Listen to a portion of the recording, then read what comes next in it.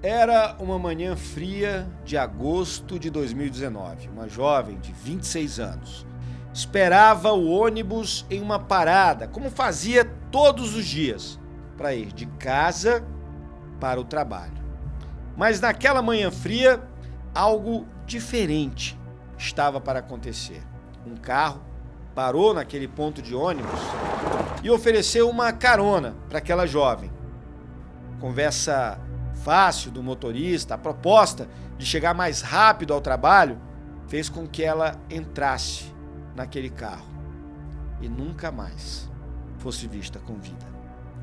Poucos dias depois, o Distrito Federal inteiro começava a ouvir um nome: Marinésio dos Santos Olinto. O homem que mais tarde ficaria conhecido como o maníaco de Planaltina. Na escuta, eu vou contar para vocês a história de um assassino frio que marcou para sempre o nosso Distrito Federal.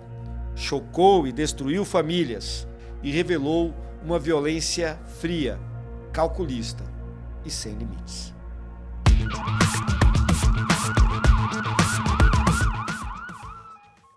O nosso primeiro caso é o de Letícia Souza Curado de Melo. 26 anos. Ela trabalhava como funcionária terceirizada no Ministério da Educação e morava na região do Vale do Amanhecer, em Planaltina, ali bem pertinho da DF-230. Todos os dias, de manhã, logo cedo, Letícia ia caminhando de casa até essa parada de ônibus, que fica bem no comecinho da rodovia distrital. Ela normalmente ficava sozinha. Eu não sei se você de casa conhece, mas para você que é de fora do nosso quadradinho, aquele espaço entre o Vale do Amanhecer e a Épia, a BR-020 também, normalmente ele tem casas espalhadas, são chácaras. Assim vivia Letícia. Naquele dia, um carro branco encostou na parada de ônibus e a Letícia viu um rosto conhecido. Um homem que na região era visto como motorista de transporte alternativo, o chamado transporte pirata. O homem, Marinésio, ofereceu carona, em troca de alguns reais para ajudar na gasolina. No meio do caminho, a conversa mudou. Ainda num trecho sem muito movimento da rodovia distrital, Marinésio começou a assediar Letícia, tentando manter relações sexuais com a jovem. Ela resistiu. O motorista então parou o carro e estrangulou Letícia até a morte. O corpo da jovem foi deixado em uma área de mata, entre Planaltina e o Vale do Amanhecer. Marinésio só não contava com uma coisa: uma câmera de segurança rara naquela região conseguiu registrar o momento e o carro dele passava pela parada de ônibus. Era o ponto de partida para as investigações. O que teria acontecido com Letícia? Onde ela estaria? Será que a essa altura do campeonato a jovem ainda poderia ser encontrada com vida? A família acreditava que sim. Tanto que familiares e amigos espalharam cartazes por toda a Planaltina, por todo o Vale do Amanhecer, perguntando onde está Letícia. Todos os veículos de comunicação, inclusive a nossa Record, o R7, acompanharam o caso, à procura dessa jovem. 3 dias depois do desaparecimento de Letícia, já com as imagens do carro branco passando pela parada de ônibus, a polícia conseguiu abordar Marinésio. Ele foi levado para a delegacia para prestar depoimento. E acredite você, ele confessou cada detalhe desse crime bárbaro. Ele deu aos policiais informações precisas, minuto a minuto, como tudo havia acontecido. com a mesma frieza de alguém que passa uma receita de bolo para outra pessoa, sem demonstrar nenhum remorso, nenhum arrependimento. Frio, Marinésio contou aos policiais onde havia deixado o corpo de Letícia. Marinésio repetiu na delegacia durante o depoimento várias vezes. Ela resistiu. Ela resistiu. Ela resistiu. Teria sido esse o motivo para que o maníaco matasse Letícia. Dentro do carro dele, para fortalecer a hipótese até então de que seria o Marinésio o assassino, o Instituto de Criminalística da Polícia Civil do Distrito Federal encontrou cabelos que seriam de Letícia. Mas essa jovem não seria ainda a primeira vítima do Marinésio. Pouco antes, alguns meses antes de atacar Letícia, Marinésio teria feito uma outra vítima, Geni Pereira de Souza, uma mãe de família, uma empregada doméstica de 47 anos, que morava na mesma região de Letícia e também teria pego carona no veículo de transporte pirata do Marinésio. O modus operandi, a forma como ele agia era a mesma. Ele abordava as suas vítimas sempre em paradas de ônibus mais esquisitas, vítimas vulneráveis, mulheres, sozinhas. Usava a sua lábia, a sua conversa para atrair essas mulheres para dentro do carro, não com propostas sexuais, não. Com a proposta de oferecer-lhes um transporte alternativo. Transporte pirata. Você paga uma quantia para que aquele motorista possa te levar com relativo conforto de um lugar para o outro. Era essa a ideia. Era nisso que aquelas mulheres acreditavam. Era nisso que elas confiavam. Mas depois que batiam a porta daquele carro branco, a história mudava. Aquele motorista, aparentemente tranquilo, de conversa fácil, de voz melosa, virava um predador sexual agressivo. E Geni, assim como Letícia, também foi estrangulada, morta e teve o corpo abandonado no meio de um matagal. Dessa vez, entre o Paranoá e Planaltina. Mesma região, mesmo padrão, mesma brutalidade. O Distrito Federal enfrentava um assassino em série. E a partir do momento que os casos de Letícia e de Geni foram divulgados, dezenas de outras mulheres criaram coragem e procuraram a Polícia Civil por meio do Disque Denúncia, o 197. E contaram que, da mesma forma, elas foram convencidas a entrar em um veículo de transporte alternativo e depois foram assediadas e atacadas por Marinésio. Graças a Deus e à coragem, muitas delas conseguiram escapar. Mas por medo e por vergonha, decidiram ficar caladas. Talvez, se no primeiro caso, lá atrás, alguém tivesse tido a coragem, eu sei que é difícil.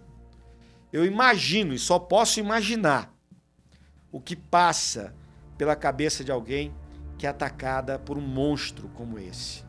O medo de que a família fique sabendo, que os amigos fiquem sabendo. Infelizmente, nós ainda vivemos num mundo muito machista. E esse machismo faz muitas vezes com que essas vítimas se calem e não procurem as autoridades. Repito, se lá no primeiro ataque, e aí eu não culpo a vítima em hipótese alguma, mas se lá no primeiro ataque Marinésio tivesse sido denunciado, talvez hoje nós não estivéssemos falando dessas mortes no nosso podcast Na Escuta. Além desses 2 crimes confessos, desses 2 feminicídios, desses 2 assassinatos com requintes de crueldade, o Marinésio ainda responde por diversos outros crimes. Ele, 41 anos na época, natural da minha querida Paraíba, veio para o Distrito Federal muito cedo. Trabalhou em cozinhas, trabalhou em restaurantes, trabalhou em escolas. Um homem casado, pai de família, trabalhador. Assim, ele era descrito por vizinhos e por familiares. Mas por trás daquela máscara de um homem educado, acima de qualquer suspeita, se escondia um monstro. Um monstro que muitas vezes só era revelado no último minuto, para que as vítimas não tivessem chance de se defender. Várias mulheres reconheceram esse homem como o maníaco que as havia atacado, depois de oferecer carona, de oferecer serviço de transporte. Muitos desses casos, o Marinésio reconheceu, admitiu. Sim, fui eu. Repito, com a mesma naturalidade de quem narra uma receita de bolo. Nos interrogatórios, ele sempre falava sobre os crimes com muita frieza. Em momento nenhum gaguejou, pestanejou ou teve insegurança sobre algo que ele afirmava. Descrevia cada crime com uma riqueza de detalhes absurda, como se ele sentisse prazer em relatar aquilo, como se vangloriasse para os policiais do que havia feito. Sem remorso, sem emoção, sem culpa.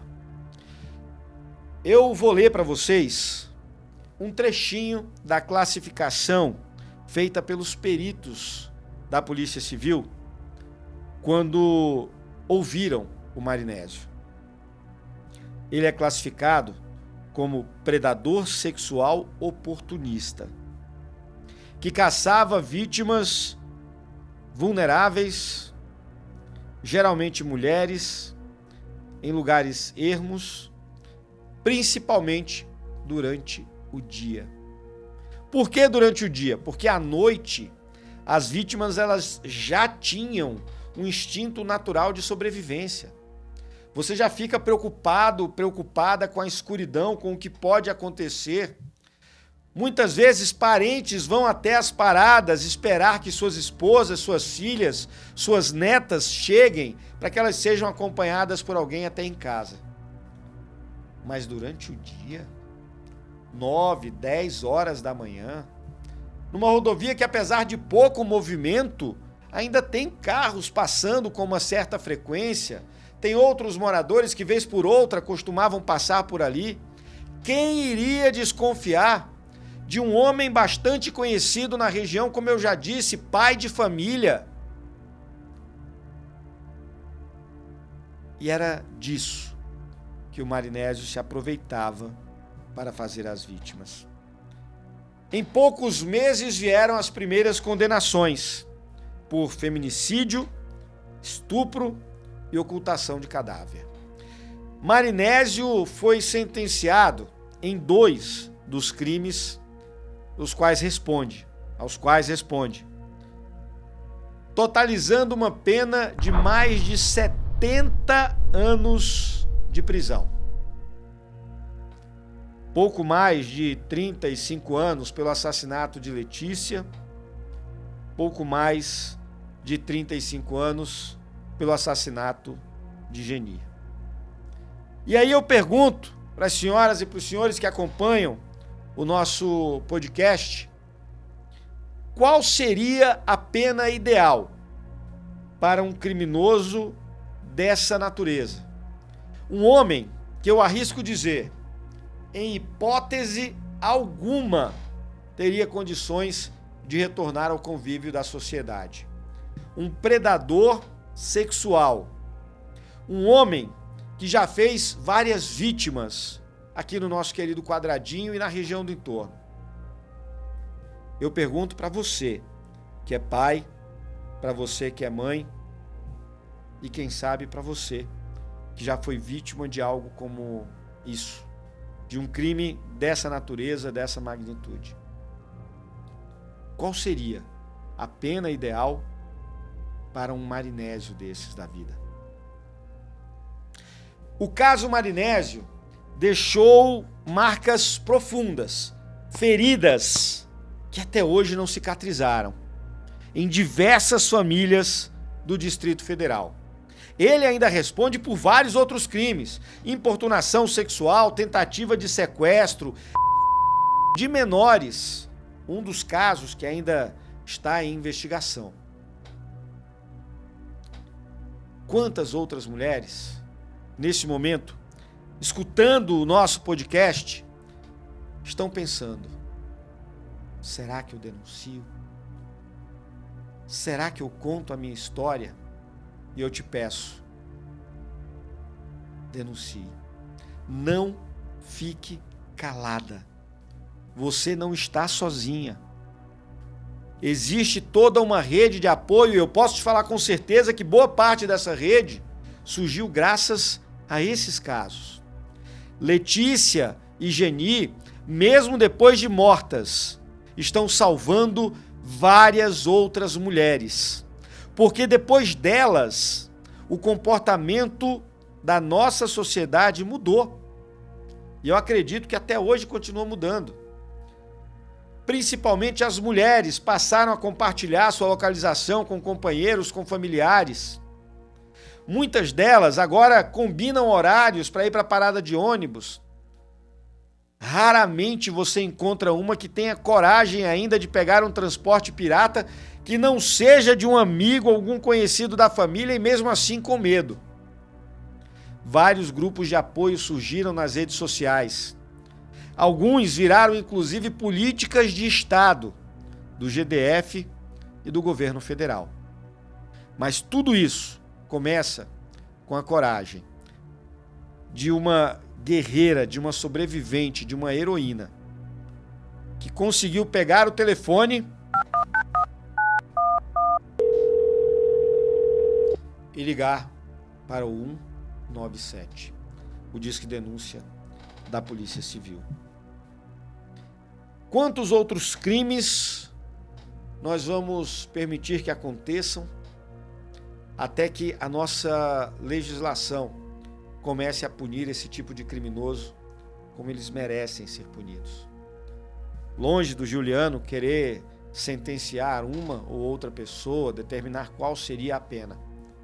Mas fica aqui o meu apelo como marido, como pai de menina, que as nossas autoridades revejam a legislação. 70 anos é pouco. 70 anos é muito pouco para quem tirou as vidas de duas mulheres. Mulheres que tinham sonhos, mulheres que tinham famílias, mulheres que confiaram no Estado para garantir as suas seguranças. Marinésio dos Santos Olimpo cumpre pena em regime fechado. E eu espero, do fundo do meu coração, que ele passe o resto da vida atrás das grades. Para que as mortes de Letícia e de Geni, símbolos da luta contra a violência sexual, continuem ecoando por todo o nosso quadradinho, como um alerta sombrio de que a violência não escolhe hora, não escolhe local e não escolhe rosto. Para você, mulher, cuidado e atenção acima de tudo. Esse foi o nosso podcast Na Escuta. Que ele sirva de alerta para você que nos acompanha. E se você gostou do nosso conteúdo, compartilhe, avise para os amigos, mande para familiares. Nós estamos nas principais plataformas de áudio, também no YouTube e no r7.com. Eu volto a qualquer momento com mais uma história que com certeza marcou a sua vida.